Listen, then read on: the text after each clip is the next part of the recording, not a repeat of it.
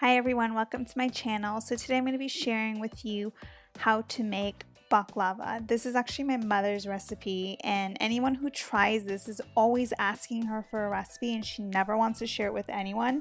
So I'm going to be sharing with all of you because this is true authentic Turkish baklava. They used to make this back home. So let's get started. Let's get started by putting 4 sticks of unsalted butter in a pan. What you want to do is fully melt that. You want to always make sure to use unsalted butter. And in another pan, we're going to put 4 cups of sugar and 3 cups of water, and we want to bring that to a boil because that's going to be the syrup that we pour over our baklava once it's baked.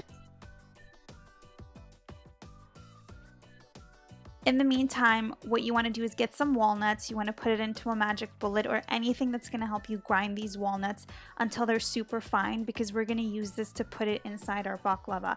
You can also use pistachios, but I would recommend using walnuts because the walnuts make the baklava more authentic. So this is where all the hard work is required. You want to take out your phyllo and you want to have a big enough tray, and you're going to start laying out the phyllo one by one. Over the tray. Make sure that once you open the phyllo that you use it immediately, because if you leave it out, it tends to dry and you're not going to want to do anything with dry phyllo pastry. So each time you lay out a layer of phyllo pastry dough, you want to drizzle it with butter, just like my mother is doing in the video. And now what we're going to do is put the walnuts in the center of the phyllo pastry, and this is after you've used half the phyllo pastry. So now it's time to assemble the other half of the phyllo pastry, and we're going to do the same thing we did in the beginning. Layer by layer, we're going to layer the phyllo pastry carefully and drizzle it with butter. So the difficult part is over. We're done with the layering. Now what we want to do is we want to cut it up into our desired shape. I would highly recommend doing this before you bake the baklava because it's going to be so much easier to cut it, because once you bake it, the baklava becomes, or the phyllo pastry I should say, becomes very crunchy. When phyllo pastry becomes very crunchy after baking it, when you try to cut into it, what normally happens is it starts flaking off or falling apart. What we normally like to do is cut it into squares, and then we cut it into triangles, as we're doing in the video here. The triangles tend to look so much more appealing once you plate it, so that's the reason why we do it. But you can do it any shape that you desire.